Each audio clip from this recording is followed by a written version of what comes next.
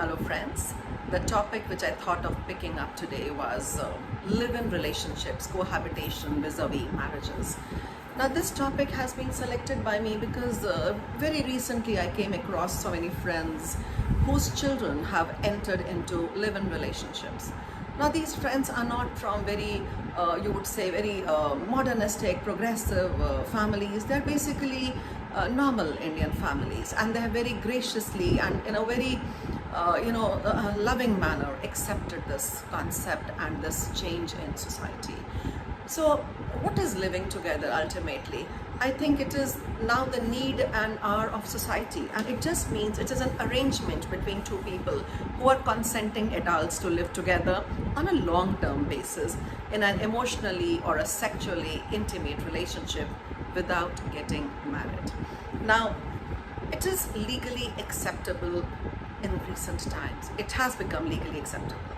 It is increasingly common also, but of course, the law is still slowly catching up and evaluating it and still evolving around this particular phenomenon, because we still do not have perfect laws to deal with situations that might arise out of it. Many people in this relationship might be unaware of their rights and their duties. So idea of living together before marriage or premarital sex was initially a huge taboo, but it was also considered immoral. But changing times have also impacted them.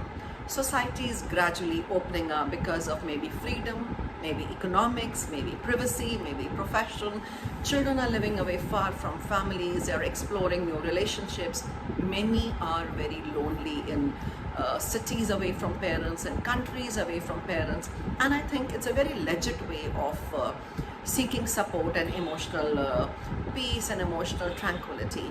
एक अच्छा move है अगर इसमें complications ना हो और acceptability बढ़ती रहे, और जो लोग इसमें एंटर करते हैं उनको थोड़ी अवेयरनेस हो, बिना जाने समझे किसी भी चीज़ में एंटर करना, चाहे वो शादी है चाहे वो लिव इन है, इक्वली प्रॉब्लमेटिक है. एडवांटेजेस तो काफ़ी हैं इसकी. एक तो ब्रेकअप बड़ा इजी होता है, there are no legal hassles, कोई कम्बरसम लेंदी कॉम्प्लिकेटेड प्रोसेस नहीं होता, तो इसमें बहुत ज़्यादा प्रॉब्लम्स नहीं आती. It is not lengthy, and जब आपको लगे कि ठीक नहीं चल रहा, आप एमिकेबली चाहें तो वेज पार्ट कर सकते हैं, and there is no stigma attach. Stigma दूसरी टाइप का होता है सोसाइटी का, but you are not a divorcee per se, और आपको कोई लीगल इश्यूज से नहीं गुजरना पड़ता. डिसएडवांटेजेस भी बहुत सारी हैं. यूजुअली बड़ी डिफाइंड ड्यूटीज़ और ऑब्लिगेशंस इसमें नहीं है, क्योंकि अभी तक ये एक system as a system setup ही नहीं हुआ. आपके क्या राइट्स हैं, क्या ड्यूटीज़ हैं, and relationship is also not binding. दोनों पार्टीज़ को थोड़ी एक sense of you can say lack of वो कहते हैं सपोर्ट या लैक ऑफ बाइंडिंग रहती है, कि इसमें कोई फिनैलिटी नहीं है. हम कभी भी एक दूसरे से दूर जा सकते हैं या कभी भी एक दूसरे को छोड़ सकते हैं. It can lead to multiple social logistic problems, जैसे आपका जॉइंट अकाउंट आपने किसी बैंक में खोलना हो, वीज़ाज, इंश्योरेंस, मेडिकल एट्सेट्रा. ये बड़ी जेन्युइन प्रॉब्लम्स हैं. जब आप किसी के साथ भी लॉन्ग टर्म रिलेशन में हैं, मेडिकल इश्यूज आ सकते हैं, इकट्ठे ट्रैवल करना चाह सकते हैं, कोई और प्रॉब्लम्स आ सकती हैं, कोई बैंक अकाउंट्स इकट्ठे एक्सपेंसेस के लिए, कोई प्रॉपर्टी इकट्ठे बाय करना चाहे, कुछ भी हो सकता है. उसमें बहुत लीगल इश्यूज और कॉम्प्लिकेशंस आ सकते हैं. Children born out of wedlock are also exposed to mental torture. जब आप इतने साल साथ हैं, जाहिर है हो सकता है you might want to start a family together, आप साथ में एक यूनिट तैयार करना शुरू करें, पर इन बच्चों को प्रॉब्लम आ सकती है, ट्रॉमा आ सकता है. These children face problems also in inheritance rights and property issues. Actually, जो concerned लोग हैं, I would look at it very progressively. I would look at it as awareness बढ़नी चाहिए.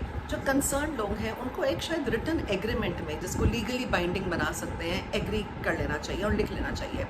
It can describe their liberties, there responsibilities during the relationship and even after it is over, so that जब breakup हो तो hearts break ना हो और आपकी पूरी लाइफ तहस नहस ना हो जाए. You can talk about in the written agreement what happens about the property and other valuable things. उनका क्या होगा, क्या सिस्टम है.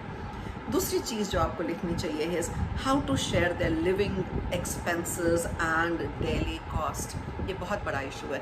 ज़रूरी नहीं है दोनों पार्टनर्स की इनकम इक्वल हो सकता है एक नॉन वर्किंग हो।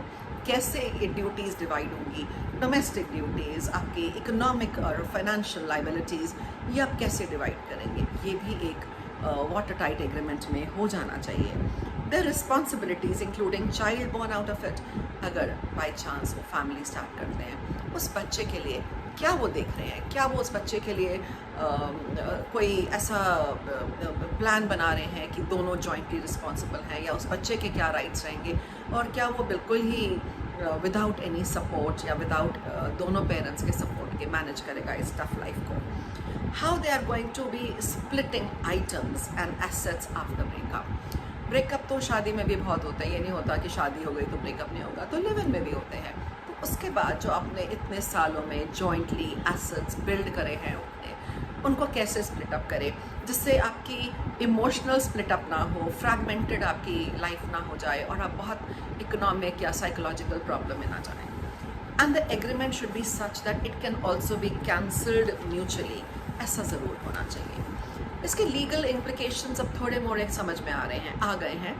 एक लॉन्ग टर्म लिव इन जहाँ पे आप अपने आप को सोसाइटी में as a husband wife present करते हैं, it can be recognise legally as married, और आपके वही राइट्स हो सकते हैं अगर आप बड़े लंबे टाइम से अपने को प्रेजेंट कर रहे हैं सोसाइटी में as husband and wife. Children born out of such a relation will be entitled to inheritance and property of parents. They should be consenting adults, that's all.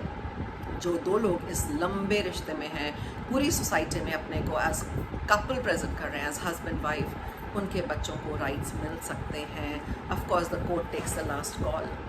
जो लिव इन रिलेशनशिप्स है, it provides also great opportunity to know each other better. नहीं तो हमारे Indian systems में कई बार हम कहते हैं अरे हम एक दूसरे को ठीक से जान नहीं पाए।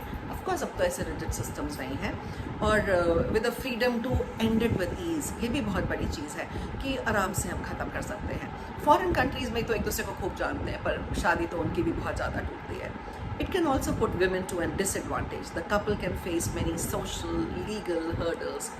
जो social values है, जो norms हैं, they have changed. But एक चीज़ बहुत important है, never undermine the importance of maintaining institutions of marriage and their sanctity. It cannot be denied. एक stable society के लिए, एक ऐसी society जिसमें marriage as an institute इज्जत पाता है, वो भी बहुत necessary है।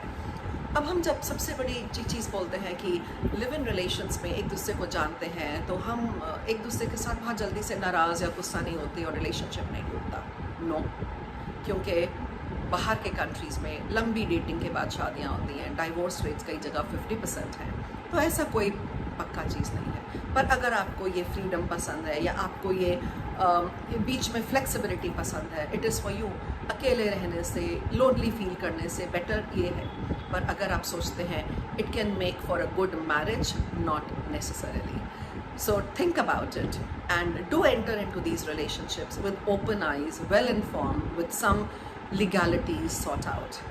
So I hope you all found it a bit useful and share your thoughts about it. Have a wonderful day and let me know how you feel about living together and getting married. Have a good day, all of you.